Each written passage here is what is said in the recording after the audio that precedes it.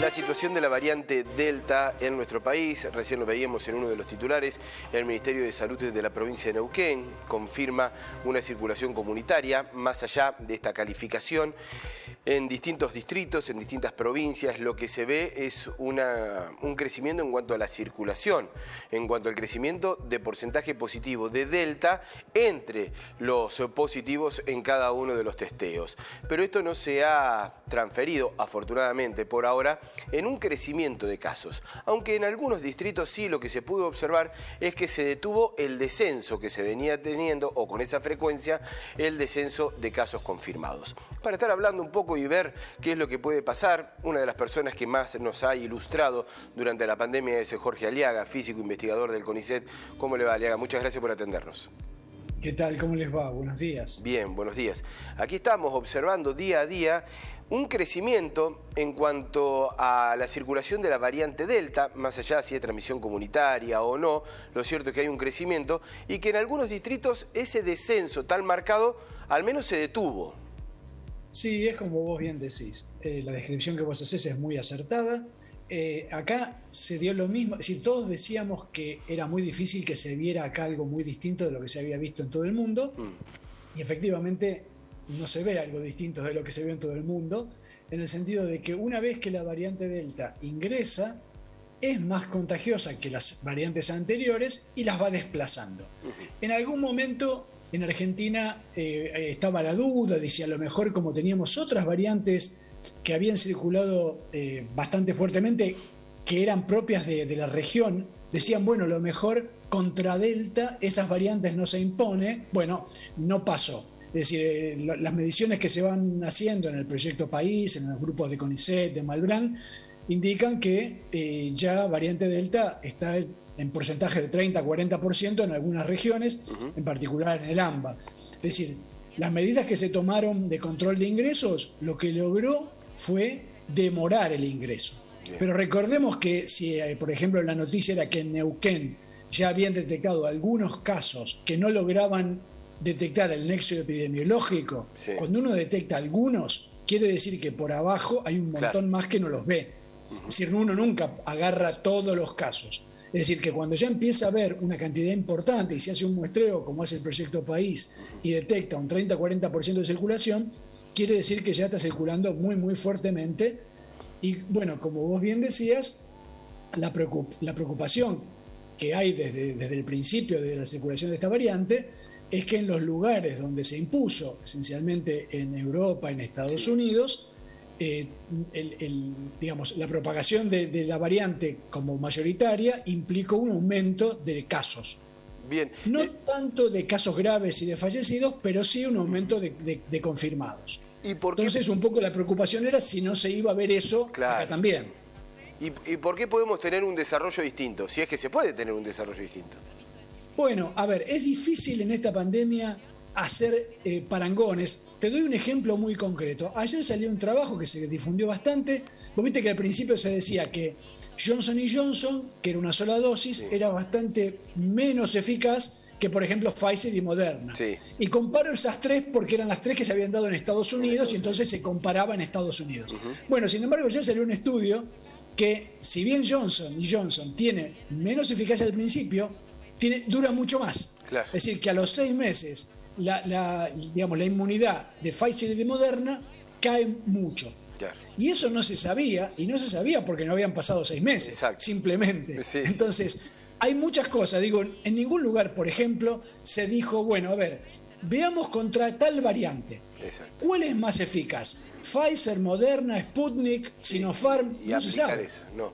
Y más en Argentina, sí, ¿no? Que tenemos una combinación de laboratorios de vacunas muy amplio en distintas franjas etarias. Es muy difícil poder determinar al menos cómo se va a movilizar, ¿no? Cómo se va a mover. Exactamente. Es decir, me parece que lo que se va haciendo es tratando de tomar precauciones e ir viendo lo que pasa. Es decir, ir detectando y diciendo, bueno, a lo mejor si acá circula menos, quiere decir que las variantes, las vacunas que usamos resultaron ser buenas contra esta variante. Sí. También pensemos que hay una cosa que nos jugó en contra al principio y que ahora nos juega a favor.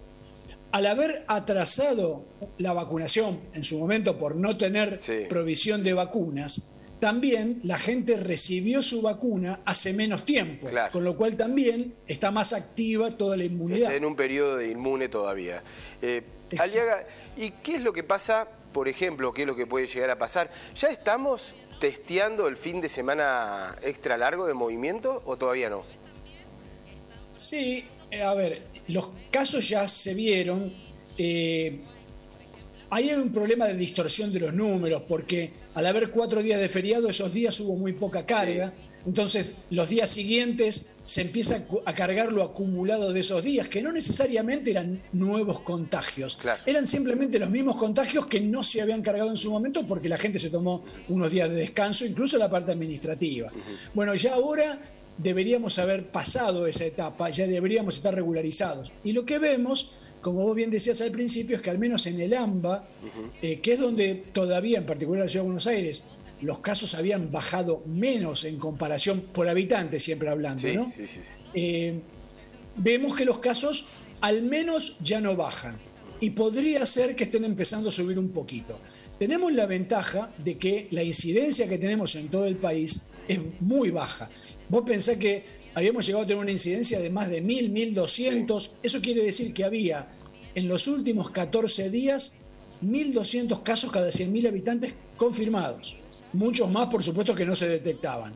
Bueno, ese número ahora a nivel país anda por el orden de 30. Claro, ha bajado. Entonces, realmente bajó muchísimo. Entonces, como toda exponencial, que siempre estas cosas son exponenciales, digamos, cuando crece, si crece de un piso más bajo, demora un poquito más en llegar a números altos.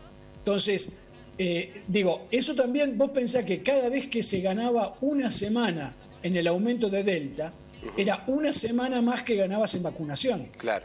Bueno, y la vacunación también te va a hacer que suba menos. Termina siendo... Por ejemplo, sí, ahora con los chicos, con los menores de 18, se discutía mucho, pero vale la pena, porque es un grupo que no se enferma muy grave, pero pensemos que es el 28% de la población, los menores de 18 años. Entonces, tener el 28% de la población no vacunada, que sí contagia, es un riesgo para los más grandes, que aún vacunados se pueden reinfectar si tienen cerca a alguien que los contagie. Entonces, vacunar a los menores de 18 es en parte bueno para ellos mismos, porque hay casos de COVID prolongado que genera problemas, pero fundamentalmente para los más grandes, que aún vacunados tienen cierta probabilidad, muy baja, pero no cero, de contagiarse. Bueno, el mismo caso, ¿no? Y lo remarco porque la franja etaria de 3 a 11 años es la que a nivel porcentaje y en algunos distritos está muy retrasada esa vacunación. Y con estos números y con esta realidad parece que habría que preocuparse y acelerarlo un poco, ¿no? Sí, por supuesto. Recordemos que acá la vacuna que se recomendó para 3 a 11, que es Sinopharm, es la vacuna que por la tecnología que usa, es la tecnología más conocida, más conservadora y más probada. Es decir, al contrario de lo que muchas veces escuchamos en los medios, Pfizer y Moderna, que son las vacunas más novedosas, son las que se tienen menos experiencia. Claro. Entonces, no es demasiado razonable darle esa justo a los chicos de 3 a 11. Es mejor darles una vacuna como Sinopharm, que es la que se aprobó acá, que es una vacuna de virus inactivado, que es la que se usa siempre en el resto de las enfermedades. Entonces, hay mucha garantía de que esa vacuna es segura. Jorge Aliaga, muchísimas gracias, como siempre, por el contacto para con Telediario Federal y muchas gracias por su tarea profesional durante la pandemia. No, por favor, gracias a ustedes, que tengan buen día. Hasta luego.